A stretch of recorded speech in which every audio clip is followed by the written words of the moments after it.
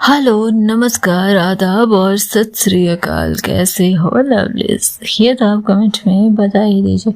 और खुश रहने का, मस्त रहने का, हंसते रहने का, बिंदास रहने का, और कोई भी समस्या हो उसे कहने का कि तू निकल, समस्या भाग जाएगी।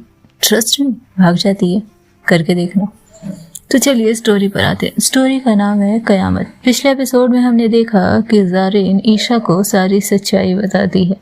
और अब आगे दूर से आती एक जीप की लाइट। ज़ारिन का चेहरा अंधेरे से उजारे में धुलता है और ईशा पीछे पलटती है। अमित राजदान सामने आते हैं और इसके साथ ही रोहित, उसका वही बचपन का दोस्त।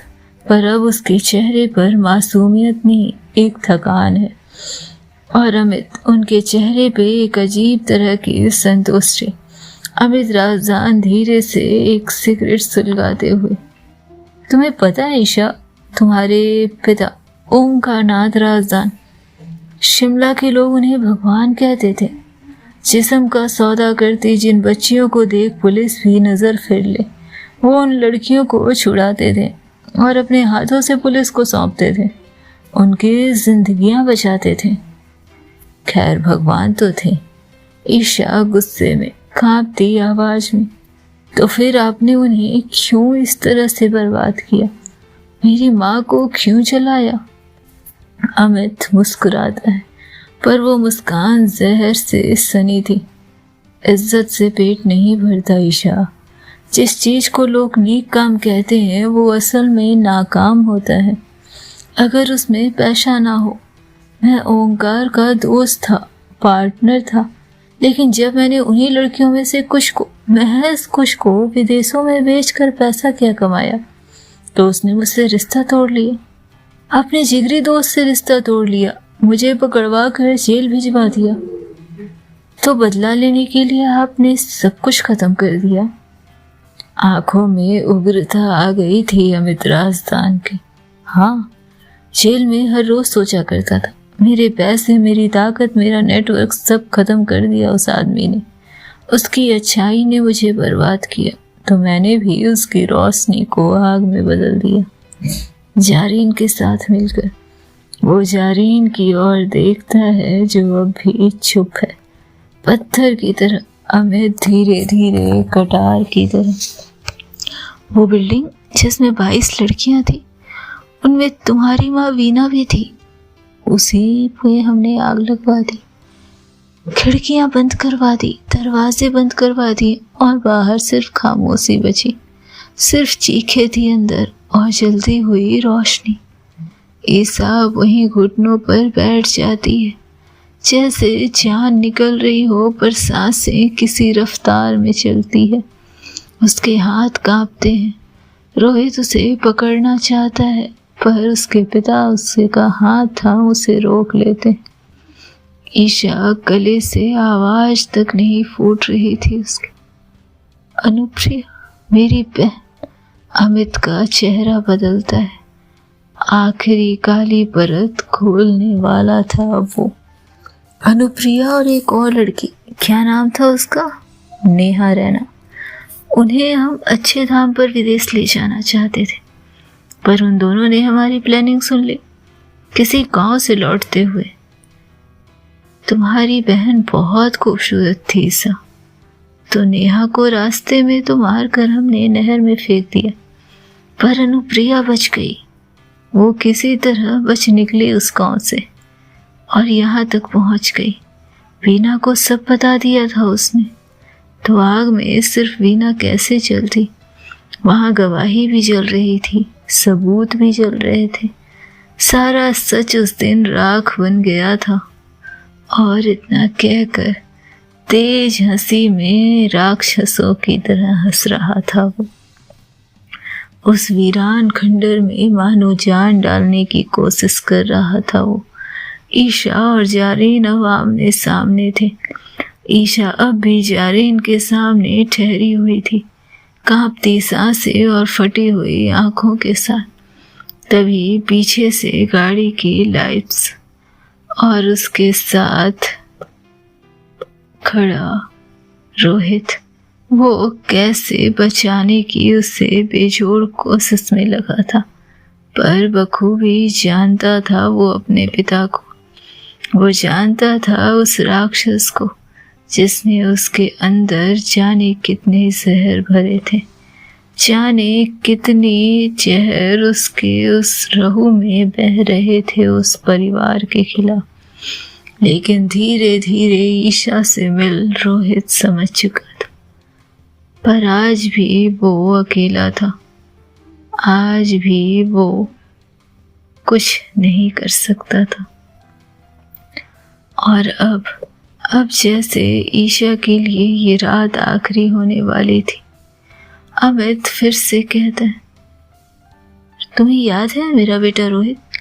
मैंने उसे अनाथ जैसा पाला। उसे कभी भी वो पिता पुत्र वाला स्नेह नहीं दिखाया, क्योंकि मुझे नहीं चाहिए था कि वो कमज़ोर हो।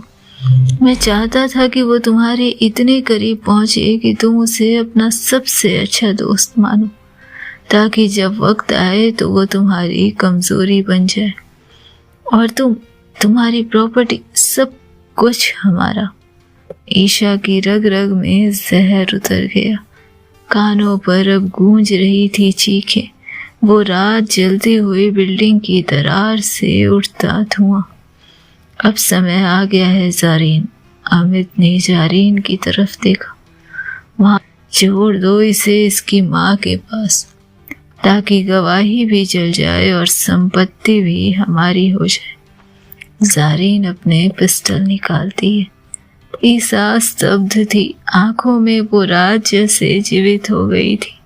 खिड़की से झांकती एक औरत, आग की लपटें, किसी ने गोद में उठा रखा था उसे। भाग ईशा भाग। फिर सब कुछ धुआं, लपटें और जलता नाम। बीना राजस्थान चल गई थी उसकी माँ। तुम जानती हो, हमारे हर अपराध के पीछे कोई ना कोई गवाह होता है। कभी ज़मीर, कभी दस्तावेज और कभी कभी कोई जिंदा इंसान। हमारे केस में सिर्फ एक औरत थी जो हमारी हकीकत तक पहुंच गई थी। एक पुलिस अफसर, नीडर, जिद्दी और बहुत काबिल। ईसा की सांस रुकने वाली थी। वो जानती थी कि रवीना पुलिस में है और कहीं ना कहीं ये जिक्र उनकी माता का हो सकता है, पर उसका दिल किसी और अतीत की तरफ ही दौड़ रहा था। तुम सोचती हो कि उस पुलिस ऑफिसर का रोड एक्सीडेंट हुआ था? रोड एक्सीडेंट बस एक इत्तेफाक होते हैं। असल में ऐसी कोई कहानी नहीं थी। और इसके साथ ही अब जारिन पिस्टल थामे अमित की ओर देखती है। बस करो अमित, अब हमें इसकी ज़रूरत नहीं रही और हम ज़्यादा समय बर्बाद भी नहीं कर सकते। तभी ईशा धीरे से कहती है, अगर तुम्हें लगता है कि मुझे मार कर सब खत्म हो जाएगा तो तुम मुझे नहीं जानते। तुम सिर्फ मेरी सांसें छीन सकते हो, मेरी माँ का नाम, मेरी बहन की चीख और उस औरत का इंसाफ तुमसे कोई नहीं छीन पाएगा, क्योंकि वो लौट कर आएगा, सच जिंदा रहेगा और मेरे मरने के बाद के सबूत भी। और तभी अचानक से एक गोली चलती है। चारों तरफ अंधेरा। दरवाजे पर टूटी दीवार से छन कर आती चांदनी की हल्की किरण। रवीना और ईशा बचाव और भरोसे के उसी पुराने जख्म पर खड़े थे। रिश्ते अब और ज्यादा भारी थे। ईशा को पीछे करते रवीना ने कहा, मुझे लगा ही था कि आखिर तुम लोग यहीं मिलोगे। इतने कॉम्प्लिकेटेड नहीं हो तुम लोग जितना समझते हो। और वो रवीना को, ईशा को कहती है, मैं हूं यहाँ, शांत हो जा। कांपती पर होठों पर वही नाम। तो तुम यहाँ कैसे? शांत हो जाओ ईशा। अमित, रोहित और जारीन एक पुराने तहखाने के पिछले रास्ते से भागने की कोशिश में थे। जारीन जो अब तक शांत थी, अचानक मुड़ती है। आंखों में मौत, हाथ में रिवॉल्वर और ट्रिगर दबता है। और जैसे वक्त रुक जाता है, ईशा की आंखें फैल जाती हैं। दौड़ती हुई ईशा के सामने रवीना और एक जोरदार चीख के साथ वो ईशा के सामने खड़ी रहती है। गोलियां उसके सीने में उतरती हैं और ईशा की रूह कांप गई थी। लड़खड़ाती रवीना गिरी नहीं थी अभी। एक आंख जारीन पर और उंगलियां अपनी बंदूक पर। फिर से एक ट्रिगर दबता है और इस बार जारीन जमीन पर गिर पड़ी थी। लहू उसके जिस्म से बाहर आ चुका था। अमित और रोहित पीछे भागने की कोशिश करते हैं। रवीना की सांसें भारी थी, लेकिन इस तरह इन जानी दुश्मनों को तो नहीं जाने दे सकती थी वो। और बिना पलक झपकाए एक बार फिर से उसने पॉइंट ब्लैंक रेंज पर ट्रिगर दबाया था। 2 गोली और दोनों अपने निशाने पर लगी। 2 जिस्म फिर से लड़खड़ा कर गिर पड़े थे और इसके साथ ही गिर पड़ी थी रवीना। दोनों की छाती में पॉइंट ब्लैंक शॉट। और ईशा दौड़ती है, टूटती है, फटती है और रवीना को थामती है। मुस्कुराती है रवीना, खून उसके होठों तक। देखा, बच गई ना मैं। और इसके साथ ही वो बेहोश हो जाती। सालों की रूह आज मुस्कुरा रही होगी। आज फिर से किसी ने ईशा की रक्षा की थी, लेकिन हाथ थामे ईशा रवीना का, जैसे उसे किसी भी हाल में बताना चाहती थी। सबकी कहानी खत्म हो चुकी थी। जारीन, अमित, रोहित, पुलिस ने सबके सब को कस्टडी में लिया था और ईशा और रवीना की कहानी जैसे खत्म ही होने वाली थी। कभी कभी कोई एक क्षण किसी पूरी जिंदगी पर भारी होता है और उस एक पल में ईशा की रूह कांप गई थी। उसके सामने रवीना का शरीर जमीन से टकराया था, मानो कोई देवदूत अपने परों के साथ पृथ्वी पर गिरा हो। और कुछ मिनट बाद पुलिस की गाड़ियों की आवाज, सायरन, दौड़ते पांवों की गूंज। ओंकारनाथ राजदान कांपते हुए हाथों से लाठी थामे घटना स्थल पर पहुंचते हैं। उनके चेहरे पर भय, दुख और शोक तीनों उभर रहे हैं।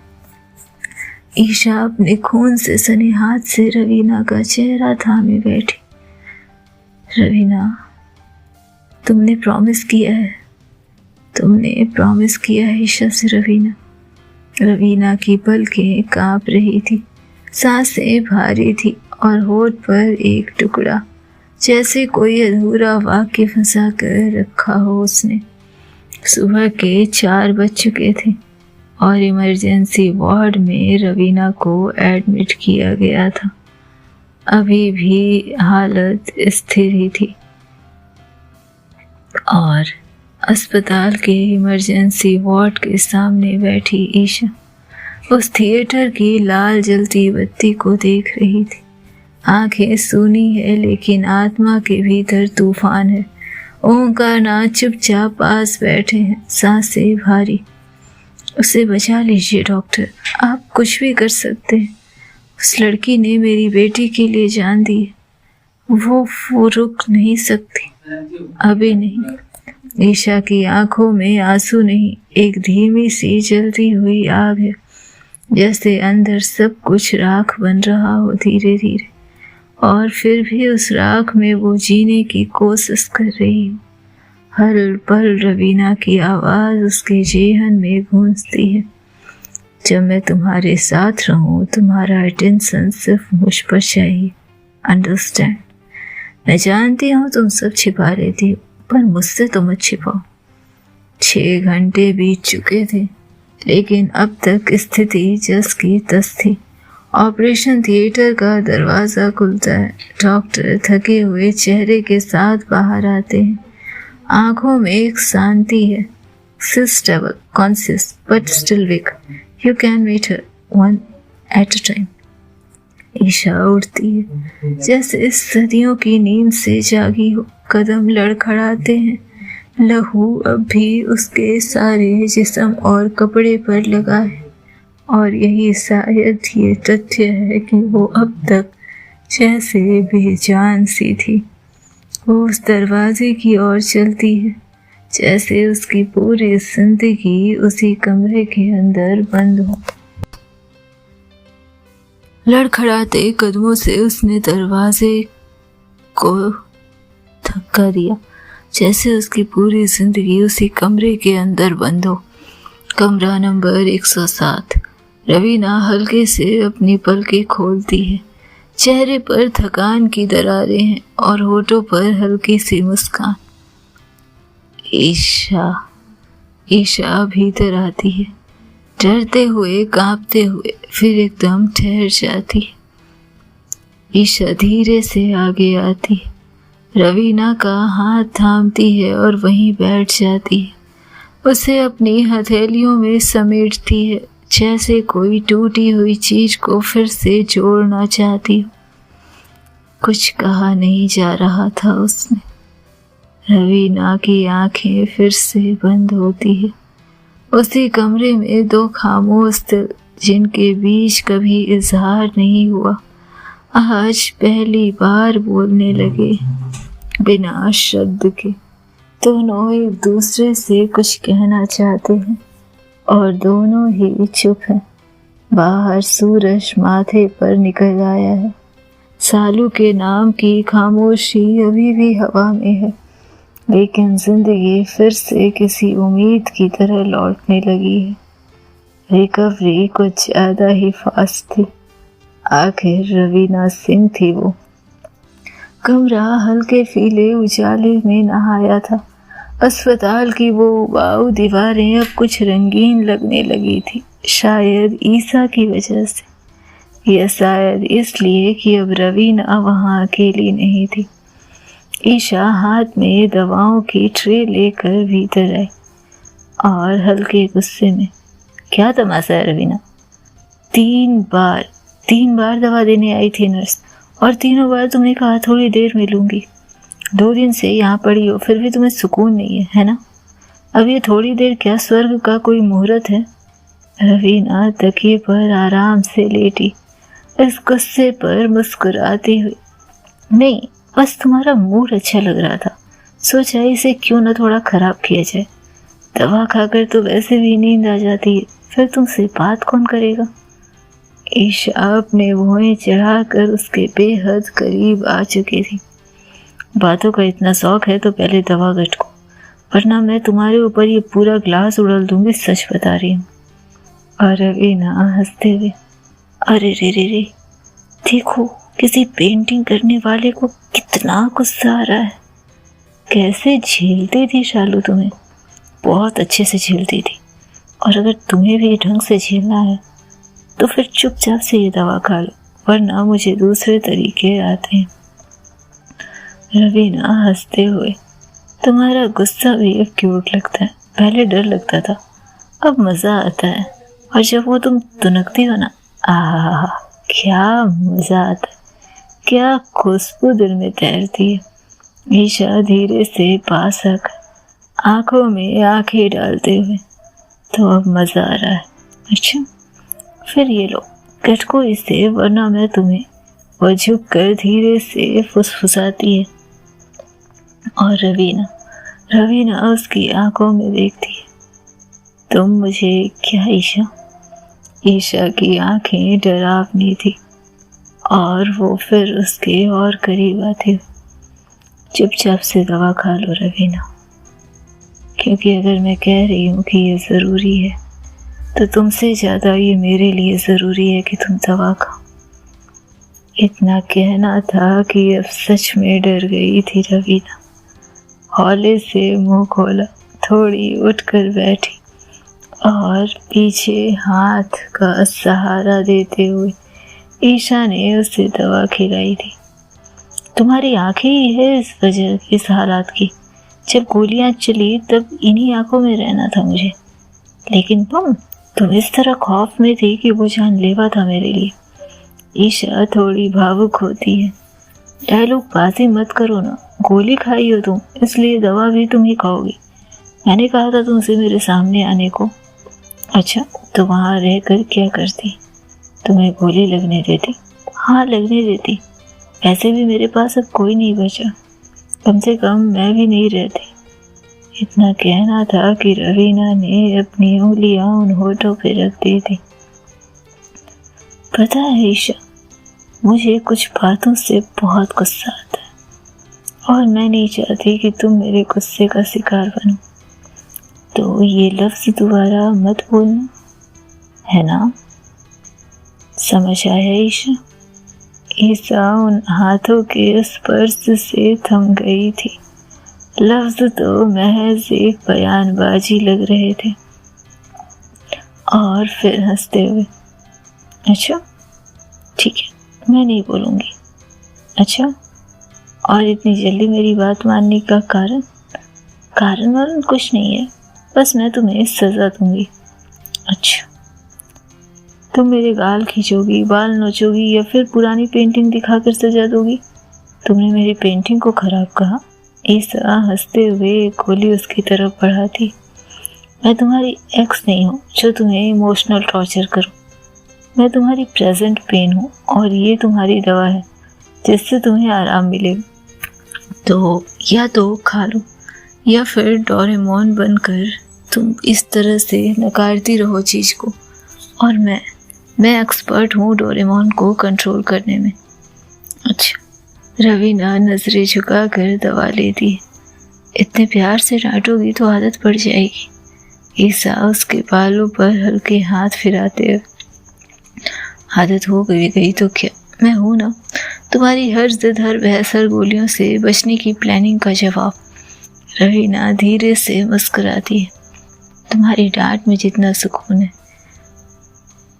पता नहीं तुम्हारी लड़ाई में मुझे उससे ज़्यादा सुकून आता है।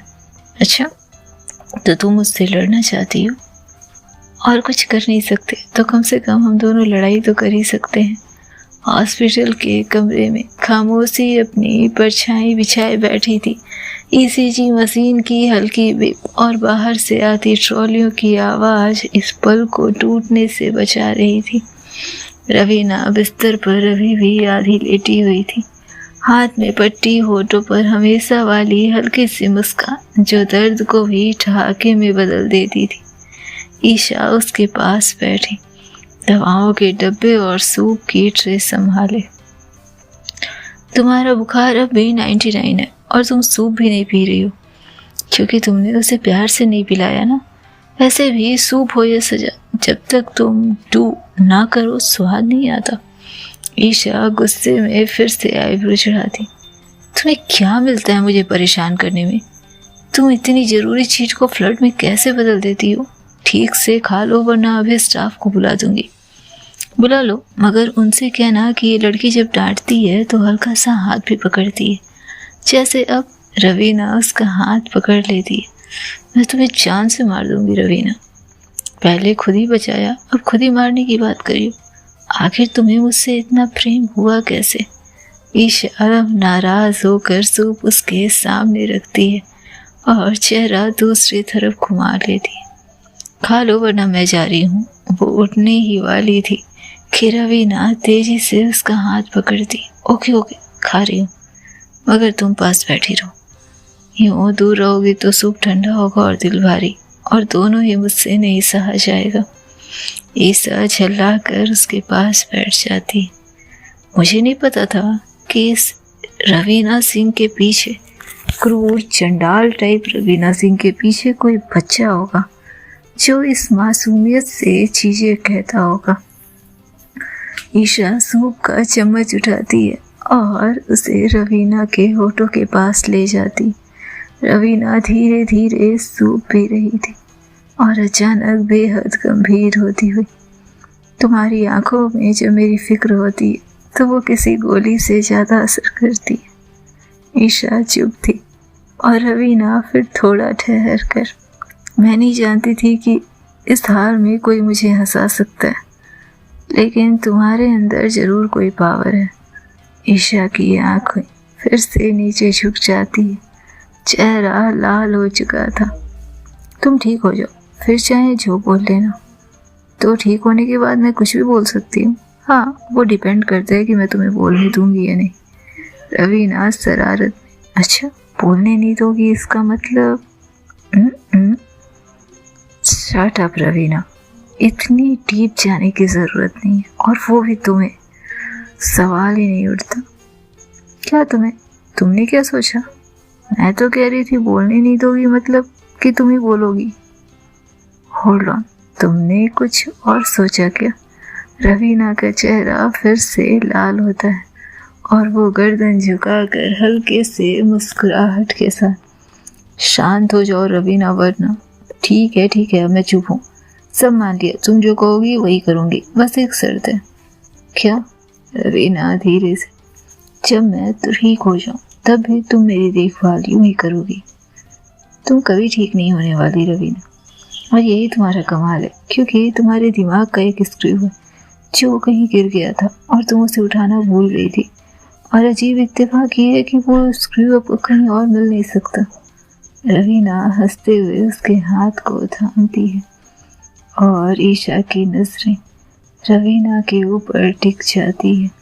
कमरे में न सन्नाटा है न सो, बस दो धड़कनों के बीच उगता एक रिश्ता, और इन रिश्तों में वो ताजगी, वो नरमी, वो गर्माहट जो मानो ईशा को ये दिलासा दिला रही थी कि अब भी कुछ था जो उसे इस दुनिया में अकेले नहीं रहने देने वाला था। क्या होना था आगे जानने के लिए सुनते रहें नेक्स्ट एपिसोड। तब तक खुश रहें, स्वस्थ रहें, मस्त रहें, बिंदास रहें।